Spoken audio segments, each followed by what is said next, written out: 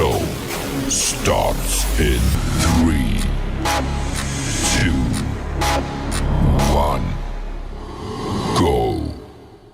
Good morning, CaneSport. It's September 10th, 2021. I'm Gary Ferman, the publisher of CaneSport.com, joined as always by our managing editor, Matt Shodell, as we discuss the news of the day. And yesterday afternoon, we brought you our You Bet CaneSport show with Lee Sterling, the renowned sports handicapper. And we talked about the betting line in the Miami Appalachian State game and how I guess it had crept up to 8 points, but still a tighter than expected, I would say, betting line. And Lee very astutely pointed out that the reason for that line is probably a little bit of an overreaction, possibly, to the way that Miami played against Alabama.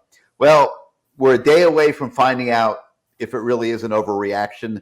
The Hurricanes come into this game against the Mountaineers from Appalachian State with a lot to prove to themselves, a lot to prove to their fan base, and a lot to prove to the country, Matt. And one of the things that we take a look at this morning is we do an analysis of Appalachian State, which has given some of these Power 5 teams trouble through the years. I mean, you could go back to 2007 when they really burst onto the scene with that upset victory over Michigan. I remember it as if it were yesterday. I guess it's 14 years ago now. And I remember what a stir that created throughout college football, that Appalachian State had beaten mighty Michigan. Well, they've made a habit of playing tight games against schools. A couple recent examples.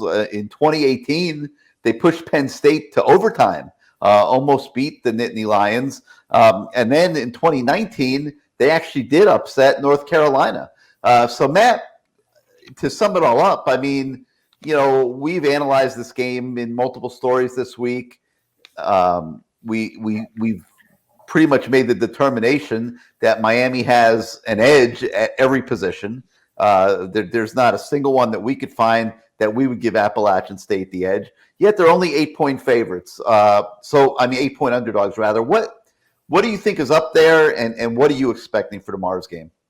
I mean, I don't go by betting lines. I think Miami wins by 2 touchdowns plus. They're better at every position. I mean, look, Miami, maybe the betting line has something also to do with the fact that Miami has played poorly against teams that are pretty inferior. If it's not at the level of Bethune or, something like that, like a really just a not good team, even, you look back at FIU, Duke a couple of years ago, so things like that. Just these, Virginia over the years, even when they don't have a great team, it's given Miami trouble. They've had close games against just not good teams in the last decade. So there's a pattern there, and there's also a pattern of Appalachian State playing very well against big-name teams. So you put both those together, you jumble them up in Las Vegas, and you come out, it spits out an 8, 7, well, sort of 6 to 9 point line. And, I would be very surprised if Miami doesn't win this by at least 14. I mean, they won 45-10 at App State last time they played 5 years ago or something like that. I mean, I could easily see a score like that again. It's just, there's no reason. If this was the season opener and Alabama hadn't happened, I would have to think that Miami would be a huge favorite, and Alabama makes everyone look bad.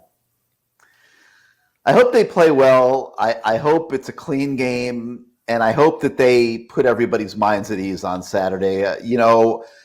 We talked about this season for so many months leading up to it. We talked about how we expected Miami to be a team that should win the Coastal Division of the ACC, should win 9 games, and they didn't show up looking like it against Alabama. And I know how great Alabama is and all that, but theoretically they should have been a little bit more competitive than what they were in that game. And you could slice it and dice it up, come up with every reason in the world why they weren't, but it's all irrelevant now. I mean, the only thing that matters right now is what's right in front of them. That's Saturday. Come out and play a clean game, look impressive, make big plays on both sides of the ball, and get your season pointed in the right direction. And if they do that, then I think that the fan base will be very happy. Yeah, I mean, I have nothing to add to that. I agree 100%. All right, well, let's talk a little bit more about some of the other stories that we've got on the website today. We take a look at 5 burning questions that are facing the program as it goes into this Appalachian State game. And when you come out of a game like Alabama, there's a lot of questions. We probably could have done 10, 15, 20 burning questions, Matt. But we isolated it down to 5 and took a little deeper look at those 5. So I think you'll enjoy that on the website this morning. We take a look at Andy Borgalis, who's becoming a little bit of a, I don't want to call him a cult hero, but nice debut against Alabama, was busting his kickoffs out of the end zone. He made both of his field goal attempts and the extra point that he had a chance to kick in the game. So perfect day for a true freshman kicker. Matt, you can't compliment that enough. And now, he's making a big deal about this mustache that he's grown, which is getting a lot of attention on social media and stuff. So it's kind of cool to see this freshman kicker come in and building a little bit of a following. Yeah, I mean, he doesn't even know who started the Andy Borgalis' mustache Twitter handle. So I mean, it's pretty funny. He says he loves it. He follows the Twitter, and so Andy Borgalis' mustache. Be sure to follow it. We'll see where the mustache goes this week. It's cool. It's nice to see a kid having fun, and he's a true freshman living a dream here as a kicker for the Miami Hurricanes. So he's having a good time. All right. So from there, we take you to a series of recruit stories today that are kind of interesting, starting with Nigel E. Kelly. He's the defensive end from Fort Lauderdale-Dillard, a guy that's a huge priority in this recruiting class, being recruited by a lot of people, Florida State, Oregon, and others. We bring you an update on him. And Matt, this is going to be a battle down to the wire. Let's just talk about your impressions of what you think the end game is going to be for Nigel E. Kelly. I mean, stuff does change, but I mean, a lot of people have thought, in the past that he'd wind up at Florida State. I do think, since he's waiting until signing day, that how these teams do over this season might matter to him. Will Miami's defensive ends step up and show growth? If not, could he play right away as a freshman at Miami? And then he's always been enamored with FSU, and they seem to show progress in their first game. But if that program winds up being a disaster, you have to think Miami's in good shape. So I think a lot, even though he says these results don't matter to him, I think they will matter if one of these teams really struggles. But I do think if both teams are pretty even, where they don't have anything horrible happen to them all year, they wouldn't, for Florida State, even win 7 or 8 games would be an improvement. For Miami, win 9 or 10.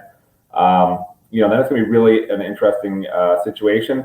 But Miami has to get this kid on an official visit to Miami. He's already taken 4. If he doesn't take that 5th visit to Miami, I mean, that's not a good sign. But Miami's working hard to make sure that he is taking that official visit to UM. All right, so we bring you that update this morning. You can catch up on what's going on with Nigel E. Kelly, and we can tell you that he will be at Hard Rock Stadium on Saturday checking out Miami's game against Appalachian State.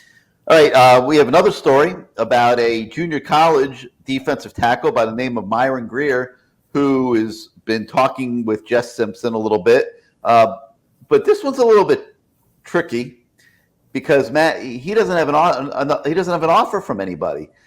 So it's a little bit bizarre that Miami's recruiting this JUCO D tackle that nobody else is recruiting.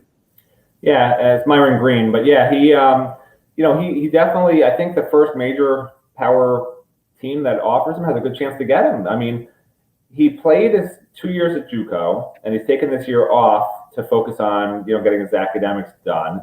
He's attending class virtually in Kansas, and he's taking some other class somewhere else also. But I expect he'll be academically all set to attend the 4-year program. And then the question becomes, well, he didn't play this year. Like, how desperate are you for a defensive tackle? Because let's face it, I think the transfer portal is going to really hurt JUCO kids. Do you take a JUCO kid on signing day in December or February when you could maybe wait until after spring practice and grab a defensive tackle out of the portal from some major program that, is not happy or wants to come home or whatever? Like, that's a number. I'd be surprised if Miami takes a chance on him, just given the fact that the portal's just blowing up and they've used the portal. I mean, unless they really think this kid's great. But the problem is the kid's not playing this year. So how do you say, that he's improved this year, or he's going to do what we need him to do when he's been just sitting on the sidelines, I still say this transfer portal reliance is a slippery slope. Well, JUCO or transfer portal, to me, it's not that different. It's different when you have a high school kid you can develop for 4 to 5 years. A JUCO kid, you got him for 2 years, maybe 3. So yeah, it's been working out a little bit for Miami, but I'll point out, when you got into that Alabama game on Saturday, did DeAndre Johnson make an impact in that game? No. I know Justice on the offensive line came in and became the first teamer at right tackle. But what does that say when you're taking a right tackle from UNLV and he's walking on campus in the summer and all of a sudden he's playing right tackle for you against Alabama? That doesn't say a lot for the traditional recruiting that you've been doing at the offensive line. So these are little chinks in the armor, no doubt, that we're seeing, and all add up to not being competitive against Alabama. But obviously against Appalachian State, you're going to have the talent advantage this time, and we expect Miami to come out looking a lot different on Saturday. All right, another story we have, everybody knows how Hurricane Ida impacted the state of Louisiana. Well, Miami's receiver commit, Landon Ibiata, lives in Louisiana, obviously, so we talked to him a little bit about how he and his family are bouncing back from Hurricane Ida. That's a story that I think everybody will like quite a bit. So all in all, a lot of things to check out on the website. You can also find some of our programming from throughout the week. If you missed it, CaneSport Live, the Lamar Thomas Show, all of our stories are there. So a lot of things to get you ready for Saturday's ball game. Beyond that, looking forward to seeing a lot of faces out at Hard Rock Stadium. We're back to normal, full capacity, as much full as we can make it on Saturday. So I'm sure all of you out there that live locally, at least, are looking forward to getting out to the Rock. And hopefully we will see a complete performance from the Hurricanes. So for now, for Matt Shodell, I'm Gary Ferman. Thank you for joining us this morning on Good Morning CaneSport. Have a great weekend, and we'll see you at Hard Rock Stadium for those of you that'll be at the game. Goodbye, everybody.